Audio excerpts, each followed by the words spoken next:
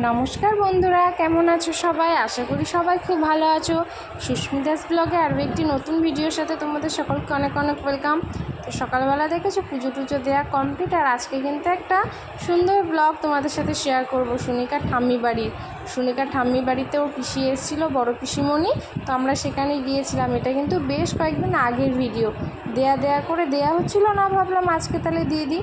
তো এখানে দেখেছো সুনিকা বিস্কুট খাচ্ছে। তো আমি তারপরে রেডি হয়ে নিয়েছিলাম। ও পিসিমণি এসেছে যেহেতু, আমি সুনিকার পাপা তিনজনে যাব। আর তারই আগে দেখো আমাদের এই ছোট্ট সোনা মাম্মা আমার কোলে উঠেছে। আমি ওর সাথে একটু ফটো ভিডিও করে নিলাম। তো ওর মনটা অনেক খারাপ হয়ে গেল, দিদি চলে গেল। তো তারপর দেখো আমরা বাড়ি থেকে বার হয়ে গেছি। আমরা এখন বাইক করে যাচ্ছি। বাইক করে যাওয়ার আগেও কিন্তু আমি একটা রিলস বানিয়ে নিয়েছিলাম। তো সুনিকার পিসিমণি হঠাৎই এসছে, আমি তো আগে জানতাম না। তো তারপরে দেখো এখন আমরা পৌঁছেও গেছি ওর ঠাম্মি বাড়ি। আর এখানে বৃষ্টির জন্য কেমন কাদা হয়েছে। তো আমি আগে নেমে পড়েছি, নেমে ভিডিও করলাম। আর সুনিকা যখন নেমেছে, সুনিকাকে আমি বললাম একটু ভিডিও করে দে। ও ঠাম্মি বাড়িতে আসলে খুব খুশি হয়। আর ওর ঠাম্মি বাড়িতে আমাকে আনতেও চায় না। আমি আনলে তো ওকে ধরে রাখি, মানে ও ছাড়া পায় না, মানে যেখানে খুশি যেতে পারে না, আমি ধরে নিয়ে আসি। তার জন্য ও আমাকে বললো তোমাকে নিয়ে যাব না, আমি একাই যাব। তো যাই হোক, আমি এখানে একাই ভিডিও করছিলাম। তারপর দেখো পৌঁছে বসে সুনিকা পিসিমণির সাথে গল্প করছিলাম। এখানে তাকাতে বললাম, মানে শুনতে পাইনি, দিদি সুনিকার সাথে কথা বলছিল।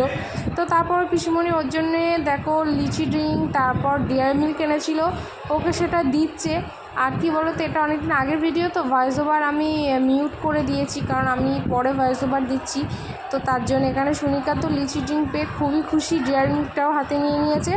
আর আমি বেশি কিছু করিনি, এখানে আলুর তরকারিটা কাটছিলাম, কারণ রান্না হয়েও গেছিলো। সুনিকার পিসিমণি এসেছিলো, তার জন্য দেখো চিকেন এনেছিল। আর সেদিন ছিল শনিবার, তো আমরা চিকেন খাবো না বলে এখানে আমি একটা আলু কেটে নিচ্ছিলাম, আলু পটলের তরকারি করব বলে। তো এখানে আলুটা কেটেছিলাম। আর মাই ওখানে রান্নাটা করেছিল, মানে উনুনেই, মানে গ্যাসে বসিয়ে দিয়েছিল, হয়ে গেছিলো। তো ডাল সিদ্ধ, তারপর এই যে পটল আলুর তরকারি দিয়ে আমি সুনিকা পাপা খেয়েছিলাম। আর সুনিকা কিন্তু ওর পিসিমণির সাথে চিকেন দিয়ে ভাত খেয়েছিল। তো আমি এখানে আলু পটলটা কেটে নিচ্ছিলাম। তো তারপরে কিন্তু অনেক মানে ব্লগ করেছি। ড্রাগন ফল, তারপর সুনিকার ডুমুরকে বলছে গুমুর। তো এখানে দেখেছো, এটা কিন্তু সুনিকার কাকা লাগিয়েছে। এই যে ড্রাগন কেমন সুন্দর হয়েছে দেখো। আর আমি তোমাদেরকে কেটেও দেখাবো এরপরে। এত সুন্দর খেতে না, আর একদম পুরো মানে সেই কেনার মতো লাল টুকটুকে। তো তারপরে দেখো আমরা এখানে ভাত খেতে বসে গেছি। সুনিকার পাপাকেও খেতে দিয়ে দিয়েছি, তারপর আমিও খেতে বসে গেছি। আর এখানে দেখেছো সুনিকার পিসিমণি চিকেন দিয়ে পটল ভাজা দিয়ে খাচ্ছে। সুনিকাকেও পাশে বসিয়ে নিয়েছে।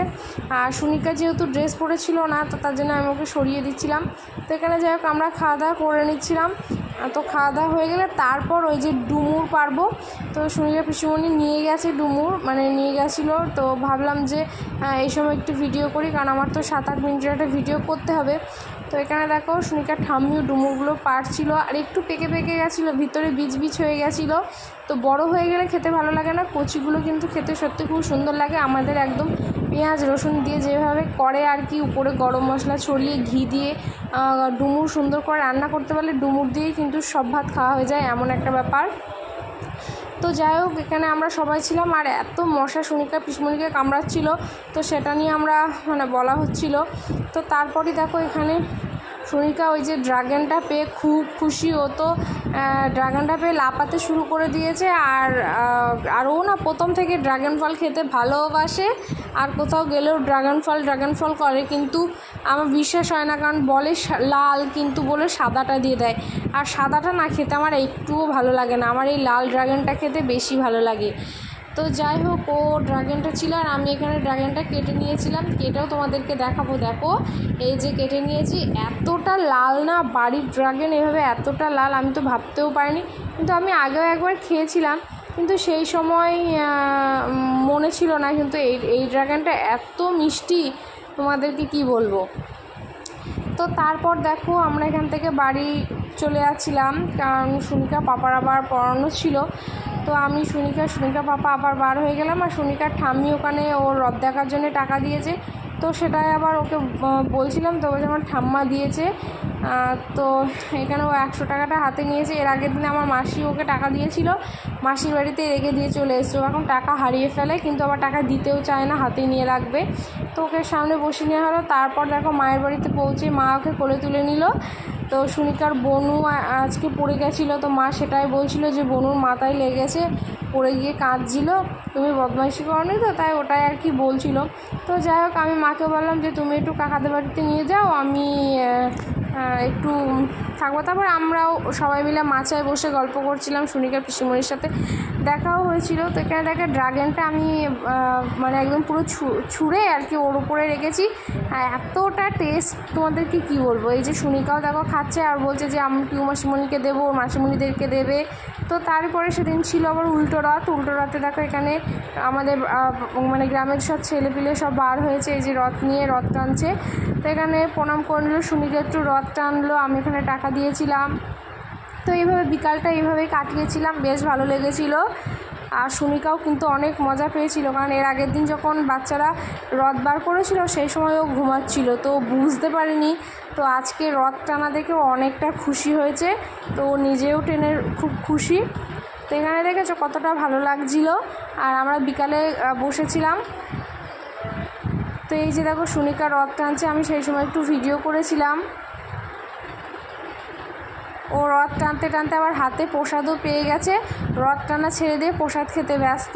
তো তারপর দেখো আবারও আরেকজন বার হয়েছে, সব ঘন্টা নানান কিছু নিয়ে বার হয়েছে রথ টানতে।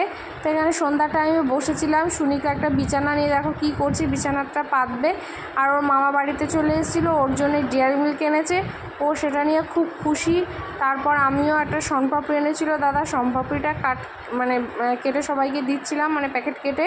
তো এইভাবে সন্ধ্যাটা কেটেছিল। তারপর আর কোনোরকমভাবে ভিডিও করা হয়নি। তো এইভাবেই আর কি সারাটা দিন কাটানো হয়েছিল। তো এই যে দেখো শনপাপড়িটা, এটা হলদিরামের শনপাপড়ি, খেতে কিন্তু বেশ সুন্দর, অরেঞ্জ ফ্লেভারের। আর অরেঞ্জ ফ্লেভারের থেকে আমার এমনিটা বেশি ভালো লাগে। তো চলো আজকের ব্লগটা এখানেই, দেখা হচ্ছে নেক্সট ব্লগে। সবাই ভালো থেকো, সুস্থ থেকো, সবাইকে টাটা।